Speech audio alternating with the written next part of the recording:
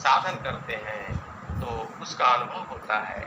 स्वामी जी सबका विभेद किए हैं कि जो है स्व भूमि क्या है, दिव्य भूमि क्या है और अंतरिक्ष क्या है, गगन मंडल क्या है, सब ये स्वरवेद के अंदर स्वामी जी ने संकेत किए हैं। स्वामी जी साधक साधिकाओं के लिए कहते हैं कि उत्तम स्वभूमि रजय माध्यम दिव प्रकाश कनिष्ठ अंतरिक्षे छजे साधक भेद विकास। जो साधक हैं, जो सद्गुरु के नियम पर चल रहे हैं, जिन्हें अनुभूति हो चुकी है, वो समझते हैं कि जो है यह क्या है भेद, इसमें साधकों का भेद है। कुछ ऐसे साधक हैं जो अनहद की साधना करके और स्वयं को अगर ये सोच रहे हैं कि मैं जो है उस जो है चेतन मंडल को प्राप्त कर चुका हूँ, वैसा नहीं है। हमें निरंतर रूप से संतों के जो है सो बताए मार्गों पर और उनसे दिशा निर्देश करते रहना है, क्योंकि पतन जो है सो कहीं से भी शुरू हो सकता है। इसीलिए बंधुओं, यह आध्यात्मिक जो ज्ञान है, यह विश्व का अद्वितीय ज्ञान है और संपूर्ण विश्व में ऐसा कहीं नहीं है।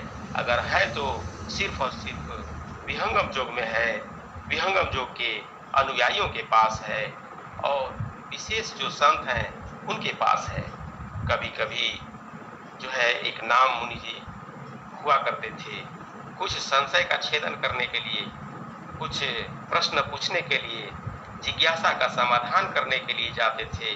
अध्यात्म में प्रश्न नहीं होता, जिज्ञासा का समाधान किया जाता है कि बताइए महात्मा जी, मैं साधना करता हूँ तो मुझे ऐसा होता है, आप मुझे बताइए कि आगे क्या मुझे करना चाहिए। तो ऐसे करके उनके जिज्ञासा का समाधान किया जाता है। हाँ, स्वामी जी ने भी आश्रम नियमावली में लिखे हैं कि आश्रम के अंतर्गत जिज्ञासुओं को जिज्ञासा का समाधान करने के लिए एक अलग ही महात्मा होंगे। सद्गुरु से स्वयं प्रत्यक्ष रूप से श्री स्वतंत्र देव जी महाराज से कोई प्रश्न नहीं पूछ सकता। उसके लिए अलग से जो संत होंगे, विरक्त संत या सद्गुरु द्वारा जो है नियुक्त, उन्हें ही जो है यह सौंप दिया जाएगा। आप जानते भी होंगे कि एक नरेश अग्रवाल जी हुआ करते थे। वो जो है ऑनलाइन सत्संग में जिस समय कोरोना काल था, उस समय कुछ लोग प्रश्न उनसे जिज्ञासा का समाधान करवाते थे। तो जिज्ञासा का भी समाधान होना चाहिए संतों के माध्यम से, सद्गुरु के विशेष शिष्यों के माध्यम से। स्वामी जी ने बताया स्वरवेद के अंदर, स्वामी जी साफ साफ लिख दिए स्वरवेद के अंदर कि क्या बताए स्वामी जी कि ज्ञान ज्ञान सब कोई कहे, ज्ञान के तत्वयने छत्रपति सोई जानिए, जामे शब्द विवेक। इस शब्द का ज्ञान है। वह शब्द क्या है? शब्द तीन प्रकार का है। तीनों प्रकार का शब्द का ज्ञान जिसे है वही ज्ञानी पुरुष है। स्वामी जी ने बताया कि वर्णात्मक ध्वन्यात्मक, स्वामी जी लिखे कि शब्द जो है वह वर्णात्मक है, ध्वन्यात्मक है। स्वामी जी लिखते हैं इस बात को कि अनुभवात्मक शब्द है, अनुभवात्मक शब्द है, यह जाने कोई कोई, वर्णात्मक ध्वन्यात्मक तीन भेद है सोय। जो वर्णात्मक शब्द में केवल भुलाए हुए हैं, जो जीवा ओष्ठ इत्यादि कंठ से जो बोले जाते हैं, उच्चरित होते हैं, वही जो है वहीं तक कितने लोग सीमित हैं। कितने लोग सीमित हैं ध्वन्यात्मक शब्दों को सुनकर, अररम शब्दों को, ओम शब्दों को, निरंजन शब्दों को, सोहम शक्ति शब्दों को श्रवण करके और 10 प्रकार के अनहद श्रवण करके वो उसमें ही मस्त रहते हैं और उतना ही तक सीमित हैं। लेकिन स्वामी जी ने बताया कि अनुभवात्मक शब्द है, वही अनुभवात्मक शब्द जो है अक्षर मंडल का है, वह परम अक्षर मंडल का है। इसका दो विभेद स्वामी जी बताए हैं। बंधुओं, स्वामी जी एक एक शब्दों का विशद वर्णन स्वरवेद के अंदर करते हैं। वो वर्णात्मक शब्द का कई दोहों में वर्णन करते हैं, ध्वन्यात्मक शब्दों का कई दोहे में वर्णन करते हैं। इसी प्रकार से अनुभवात्मक शब्दों का कई दोहे में वर्णन करते हैं। तो इन सभी जो है प्रकार के शब्दों का बोध जिन्हें, अनुभव जिन्हें प्राप्त हो चुका है सदगुरु कृपा से, वही जो है सो सदगुरु के पूर्ण चरणानुरागी भक्त बन चुके हैं। और कभी कभी संत जिसे सुने हैं कि इसी सभा के अंदर हैं, बात भी सही है, सदगुरु के एक से बढ़कर एक इस पृथ्वी पर जो है सो सदगुरु के शिष्य हैं, अनुभव कर रहे हैं। स्वामी जी ने भी अपनी अमृत वाणी में इस बात को बताए थे।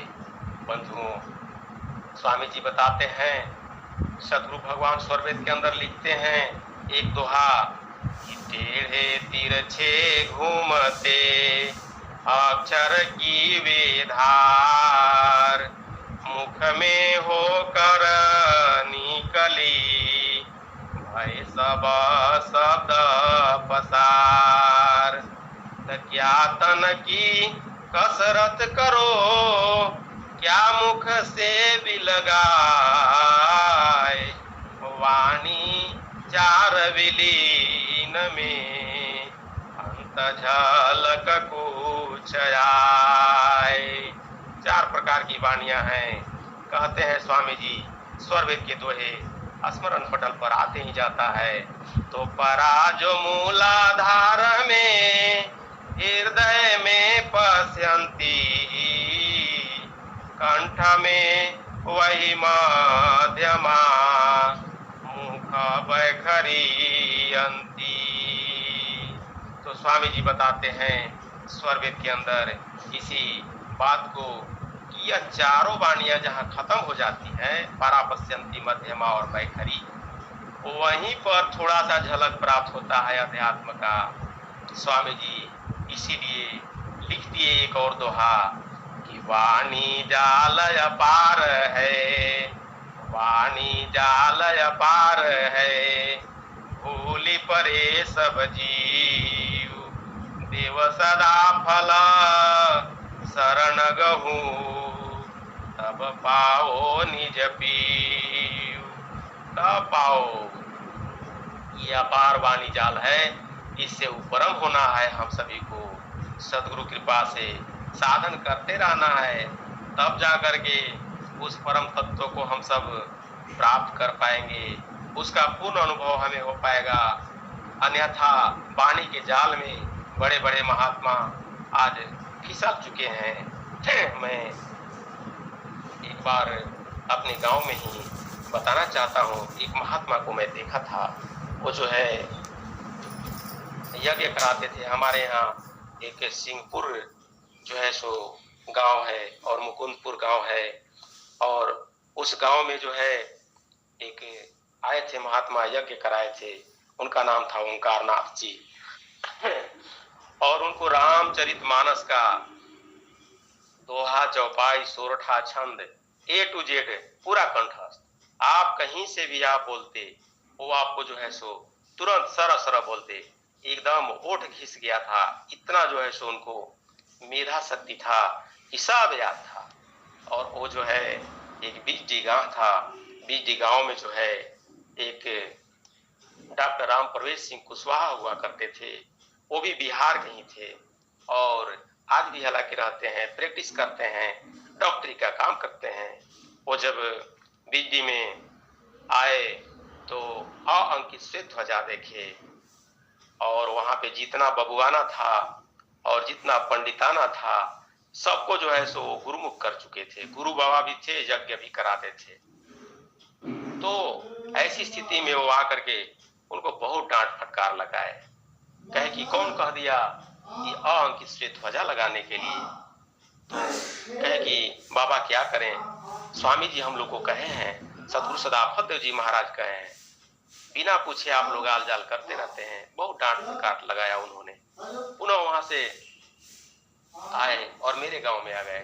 मेरे गांव में एक रामचंद्र सेठ हुआ करते थे, वो अब दिवंगत हो चुके हैं, और उनके छोटे लड़के का नाम नंदू सोनी, और वो घर पर थे, उनकी माँ थी और लोग थे। उस समय सत्संग का संचालन मैं ही करा रहा था, और उन्होंने वहां भी देखे कि नंदू सोनी के यहाँ अअंकित से ध्वजा छत पर लगवा दिया था मैंने। वहां पर आकर के उनकी माँ को बहुत अप डाउन बोल दिए। कौन कह दिया ये जो है सो झंडा लगाने के लिए? कौन है यहाँ के प्रभारी? बुलाओ उसको मेरे पास। और ऐसा ही मैं, शाम का समय था, 6 बजने वाला था, और मुझे जो है जा करके, मैं उस समय स्वरवेद का पाठ कर रहा था। हालांकि यह शोर लग मचाया, मैं कोठे पर बैठ करके स्वरवेद का पाठ कर रहा था, और मेरा जो है साधना स्थल कोठा ही था, और सब लोग इधर कुछ भी करें, मैं उधर अपना सदगुरु का अभ्यास किया करता था। और वही नंदू जो है क्या, भैया ऐसी ऐसी बात है। मैंने कहा कि जाइए, अच्छा मैं आधा घंटा में जल्दीबाजी से गुरु वंदना आरती शांति पाठ करके और मैं आता हूँ। वहां पे मैं गया और जा करके देखा तो पूरे गांव के लोग 25-30 व्यक्ति सब जुटे हुए थे, कीर्तन मंडली वाले भी, और वहां पर बाबा भी थे, वहां पे माला फेर रहे थे। इसके बाद नंदू सोनी की माता जी वो लेकर के पकौड़ी वगैरह बना करके आई। बाबा जी आंख खोले। इसके बाद मैंने उनको प्रणाम किया, प्रणाम बाबा। तो वो कहे कि ठीक है। तो मैंने कहा कि, वो बोले कि बताइए। मैं अपना परिचय दिया और मैंने कहा कि आप मुझे बुलाए हैं। कहे कि हाँ हो, मैं बुलाया हूँ ऐसे कि आज सत्संग सुनाऊंगा। मैंने कहा कि सत्संग सुनने से क्या दिक्कत है? उन्होंने करीब सबों के बीच में 7 कांड का सांगोपांग वर्णन किया कि किस कांड में क्या क्या लिखा हुआ है, और बीच बीच में जो है वो विहंगम योग पर कुछ न कुछ टिप्पणी कर करके और मुझे उल्लू बनाने का कार्य वो किया करते थे। मैं देखा कि अरे ऐसे विरोधी भी होते हैं। तो उन्होंने, जब सभी कीर्तन मंडली वाले लोग, उसमें हमारे दादाजी थे और सब लोग थे, जो वरिष्ठ लोग थे सब लोग थे, तो उसमें मैं इस संस्मरण को इसलिए बता रहा हूं कि देखिए कैसे विद्वान फंसे हुए हैं संसार में। उन्होंने अंत में कहा कि अगर किसी को किसी प्रकार का संशय हो तो कुछ पूछ सकते हैं। तो मैंने सबसे पहला प्रश्न यही किया कि बाबा आप मुझे बताइए कि संत तुलसीदास जी कह रहे हैं कि बंदऊ गुरु पद कंज, कृपा सिंधु नर रूप हरि, महामोह तम पुंज, जासु वचन रवि कर निकरा। आप मुझे बताइए कि संत तुलसीदास जी कहते हैं कि मैं उस गुरु महाराज के चरण रजों की वंदना करता हूँ जो आज जो है नर रूप में श्री हरि हैं। वो कौन है आप मुझे बताइए, या आप हैं आप मुझे बताइए। तो उन्होंने कहा कि नर रूप हरि नहीं लिखा हुआ है, नरहरि लिखा हुआ है। अब उतने प्रकांड विद्वान वो मैटर में फंस गए और फंस गए। मैंने कहा कि अभी रामचरितमानस आप मंगाइए, अभी मैं साबित करता हूं नर रूप हरि लिखा हुआ है। इसी प्रकार से मैंने एक और जो है सो एक और प्रश्न मैंने पूछा, कहाँ लग करो नाम बड़ाई, राम न सकहीं नाम गुण गाई। इसी प्रकार से नाम तत्व के बारे में मैं प्रश्न कर दिया। फिर मैंने एक और प्रश्न पूछ दिया कि चारों प्रकार आपने बताया, 3 प्रकार के वाणी, आप तीनों प्रकार के वाणी के अतिरिक्त एक चौथा वाणी का उसका स्वरूप क्या है और शरीर में उसका यथोचित स्थान कहाँ कहाँ है, मैंने ऐसा प्रश्न पूछ दिया। तो इसके बाद सब लोग मेरे तरफ देखने लगे। मैं ज्यादा इस बात को नहीं बढ़ाना चाहता। लेकिन मैं इस बात को इसलिए कहा, फिर बाद में बाबा कहे कि आपसे मैं नहीं बात कर पाऊंगा।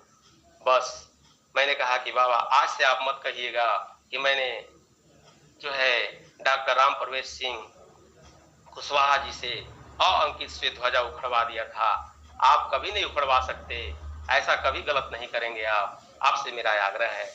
उन्होंने कहा कि नहीं, आज मुझे सचमुच की जानकारी कुछ हुआ और वो एक्सेप्ट किए। और इसके बाद सभी जितने लोग जुटे हुए थे सबों ने ये फीलिंग किया, मैं दिखाया, साबित हुआ, प्रमाणित हुआ, रामचरितमानस लाया गया और उस जगह पर प्रमाणित हुआ कि जो मैंने बोला था वही सत्य था। तो सदगुरु के कहते हैं स्वामी जी एक जगह पर कि जो सदगुरु के शिष्य है, जब वह सदगुरु के नियम पर चलता है वो कहीं नहीं हारता, बाहर उससे भी नहीं हारता, आंतरिक साधना तो उसका चल ही रहा है। इसीलिए स्वामी जी हम सबों को चेताए हैं कि हमारे भक्त साधक शिष्य साधिकाएं सभी जो हैं सदगुरु चरणों में लगे रहें। हम सब बड़भागी हैं कि ऐसे समर्थ सदगुरु हमें मिल चुके हैं। बंधुओं, स्वामी जी बताते हैं कि जो भी साधक साधिकाएं अगर साधना करते रहेंगे, सेवा करते रहेंगे, उनको निश्चित रूप से जो है सो वह परम तत्व का दीदार मैं करा दूंगा, अमर लोक पहुंचा दूंगा। और इसके लिए स्वामी जी लिख भी दिए एक दोहा कि संत बीज बिन से नहीं, संत बीज बिन से नहीं, जो जुग होए अनंत, नीच ऊंच गृह जन्म ले, बहुरी संत के संत। स्वामी जी लिख दिए कि फिर वो जो है संत के संत हो जाते हैं और पुनः जो है उनकी साधना वहीं से चलते ही रहती है। एक जन्म दो जन्म में करत योग अभ्यास, जन्म अनेक उत्थान में, जीवन मुक्त पद भास। अनेकों प्रमाण है संसार में जो हम आप भी पतन हो सकते हैं, और ऐसा वस्तु स्थिति जब प्रकृति के साथ जब उत्पन्न हो जाता है हम भी सुख भोग में फंस सकते हैं। इसीलिए सदगुरु की निरंतर आवश्यकता है, साधना की, सत्संग की निरंतर आवश्यकता है। जब निरंतर करते रहेंगे तब जाकर के उस परम तत्व को हम प्राप्त कर सकते हैं जहां पर स्वामी जी जाने के लिए निर्देश दिए हैं। बंधुओं, हम सब परम सौभाग्यशाली हैं। तो कहते हैं कि समय ज्यादा बढ़ते जा रहा है और सदगुरु चरणों में सब अत्यंत ही जो है लगे हुए हैं, अपनी जितना बन रहा है सेवा कर रहे हैं, सत्संग कर रहे हैं, साधना कर रहे हैं। भक्ति का मार्ग तो अत्यंत महीन बारीक है और अध्यात्म का तत्व इतना गूढ़ गोपनीय रहस्यात्मक है कि कहा नहीं जा सकता। इसीलिए संतों ने कहा कि मत जो है फंसना संसार के भोगों में, क्योंकि यह जो है अस्थाई नहीं है, परमानेंट नहीं है। इसीलिए सभी संतों ने यही चेताए हैं और हम सबों को संतों की वाणी का ही जो है सो अनुसरण करना है। भोगा न भुक्ता वयमेव भुक्ता, तपो न तप्तम वयमेव तप्ता, कालो न यातो वयमेव याता, तृष्णा न जीर्णा वयमेव जीर्णः। मतलब कि भोग हम नहीं भोगते हैं बल्कि भोग ही हमको भोग लेता है। इसी प्रकार से जो है सो ऐसा ही कहा गया है बंधुओं कि काल जो है सो क्या है, हमारे पास समय नहीं है और काल हमको रोज खा रहा है। हम जो है सो तृष्णा में लगे हुए, तृष्णा युक्त हुए हैं और तृष्णा कभी जीर्ण नहीं होता। इसीलिए जो है सो त्याग का बताया गया, त्याग करने के लिए। तो हम सबों को धीरे धीरे अपने अवगुणों को छोड़ करके ग्रहण करो गुण जगत से, अवगुण देखन कोय, अवगुण देखो आप में, त्याग जतन कर सोय। साधन दोनों समय में अमृत उषा का,